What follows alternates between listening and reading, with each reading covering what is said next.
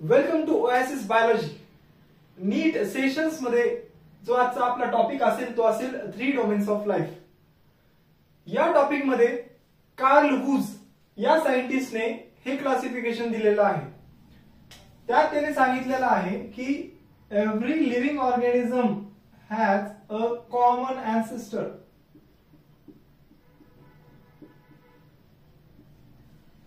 आजची जी काही living diversity आहे ते कुठेतरी एका कॉमन अँसेस्टर पासून अराईज झालेले आहे आणि हेच कॉमन अँसेस्टर पुढे जाऊन 3 वेगळ्या डोमेन्स मध्ये डिवाइड झाले. एकाचं नाव होतं यू बॅक्टेरिया, ज्यामध्ये सगळे प्रोकॅरियोटिक बॅक्टेरिया त्यांनी सांगितले आहे. दुसरा ग्रुप आहे आर्की बॅक्टेरिया,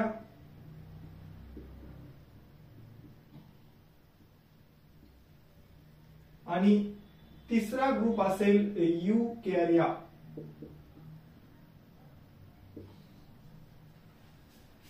हे 3 डोमेन्स त्यांनी सांगितले ज्यामध्ये या पृथ्वीवरील सर्व डायव्हर्सिटी या मध्ये इन्क्लुडेड आहे.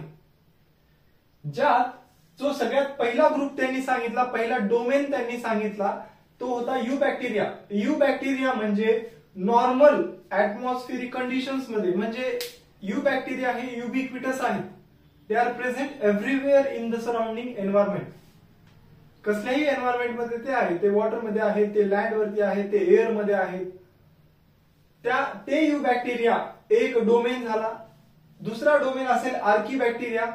आर्की बॅक्टेरिया म्हणजे ते पण प्रोकॅरियोटिक बॅक्टेरियाच आहेत, पण that bacteria are found in extreme conditions. जे एक्स्ट्रीम कंडिशन्स मध्ये ग्रो होतात, जसं की हायर टेम्परेचर. जे नॉर्मल बॅक्टेरिया हायर टेम्परेचर मध्ये जे किल होतात ते आर्की बॅक्टेरिया हायर टेम्परेचर मध्ये ग्रो होतात. That is the compatible environment for the archaebacteria. High salt concentration मध्ये, हाय सॅलिनिटी कंडिशन्स मध्ये ग्रो होणारे आर्की बॅक्टेरिया आहेत. नंतर हायर ऍसिडिक कंडिशन्स मध्ये ग्रो होणारे काही बॅक्टेरिया आहेत. हे असे एक्स्ट्रीम कंडिशन्स मध्ये ग्रो होणारे जे बॅक्टेरिया आहेत ते आर्की बॅक्टेरिया मध्ये इन्क्लुडेड आहेत. लास्ट डोमेन येतो यूकॅरिया. यूकॅरिया म्हणल्यानंतर आपल्याला यूकॅरियोटिक ऑर्गॅनिझम्स असा हा टर्म समोर येतो, ज्यामध्ये यू म्हणजे डेव्हलप्ड, कॅरिया म्हणजे न्यूक्लियस. आता हे दोन्ही पण आर्की बॅक्टेरिया आणि यू बॅक्टेरिया हे प्रोकॅरियोटिक ओरिजिनचे आहेत. त्यांची बॉडी प्रोकॅरियोटिक सेल्सने बनलेली आहे. आणि हा जो डोमेन आहे यूकॅरिया हे यूकॅरियोटिक ओरिजिनचे आहेत. यामध्ये जे इन्क्लुडेड किंगडम्स आहेत ते आहेत kingdom protista, fungi, plantae, animalia. हे सर्व किंगडम्स ज्या डोमेन मध्ये इन्क्लुडेड आहेत ते आहे किंगडम यूकॅरिया.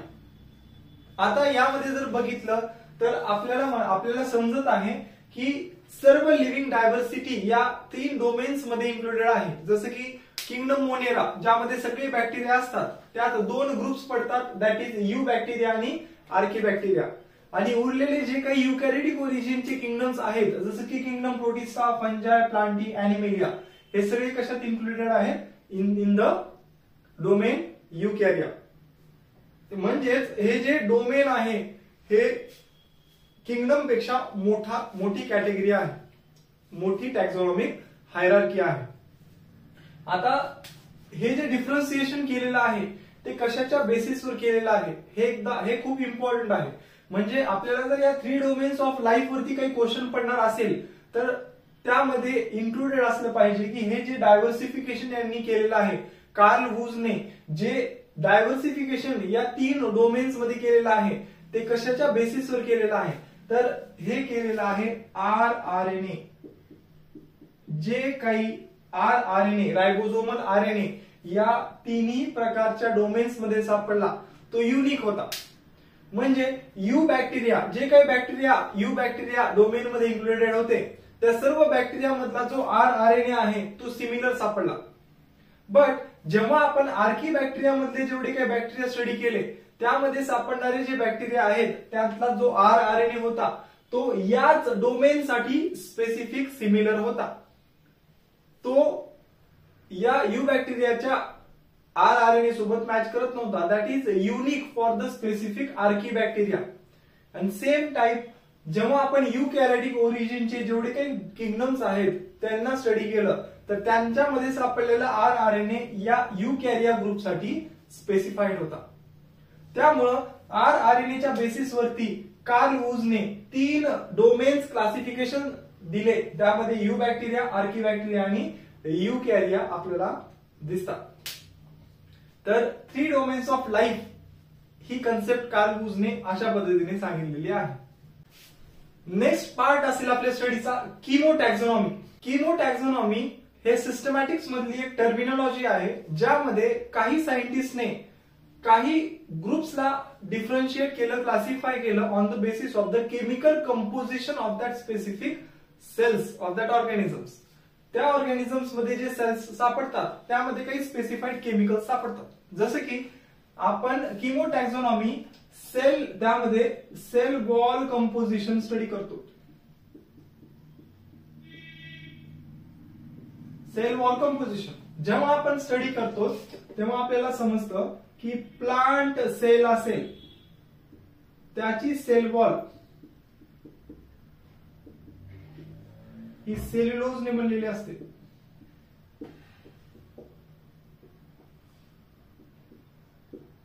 बॅक्टेरियल सेल असेल तर त्याची सेल वॉल ही पेप्टिडोग्लायकॅन लेअरने बनलेली असते. त्यानंतर आर्कीबॅक्टेरिया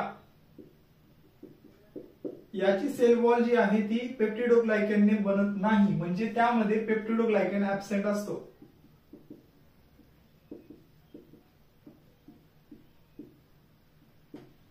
आणि जे काही फंजाय आहे फंजायची सेल वॉल ही कायटीन कंटेंटने बनलेली असते. कशाची सेल वॉल कशाने बनते हे जर आपल्याला कळालं तर त्या ग्रुप्सला आपण क्लासिफाय करू शकतो. म्हणजे मला जर एखादा नवीन प्लांट सापडला तर त्याची सेल वॉल कशाने बनलेली आहे त्यानुसार मी त्याला प्लांट ग्रुप नुसार क्लासिफाय करेन.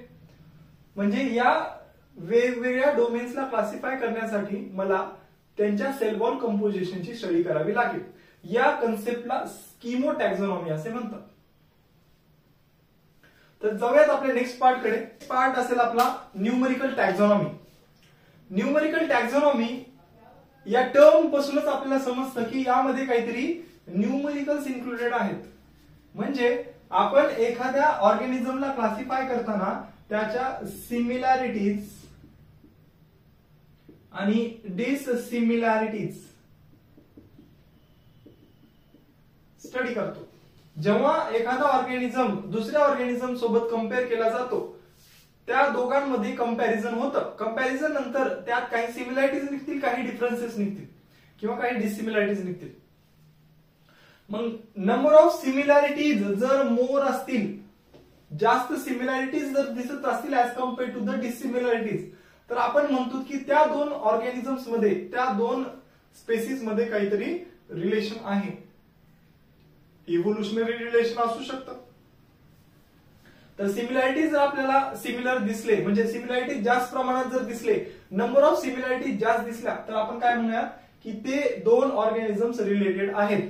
आणि जर डिसिमिलॅरिटीज जास्त असतील तर ते अनरिलेटेड ऑर्गॅनिझम्स आहेत असं आपण सांगतो. आणि त्यानुसार जे क्लासिफिकेशन करतो त्याला म्हणतात न्यूमरिकल टॅक्सॉनॉमी. तर हे अशाच काही कन्सेप्ट आहेत, टर्मिनॉलॉजीज आहेत ज्यावरून डिफरंट सायंटिस्टने क्लासिफिकेशन केलेलं आहे. तर अशा काही नवीन कन्सेप्टला समजून घेण्यासाठी या चॅनल सोबत कनेक्टेड राहा आणि नेक्स्ट व्हिडिओ लवकरच येईल. पुढचा नेक्स्ट पार्ट आपण नेक्स्ट लेक्चर मध्ये बघूया. थँक्यू.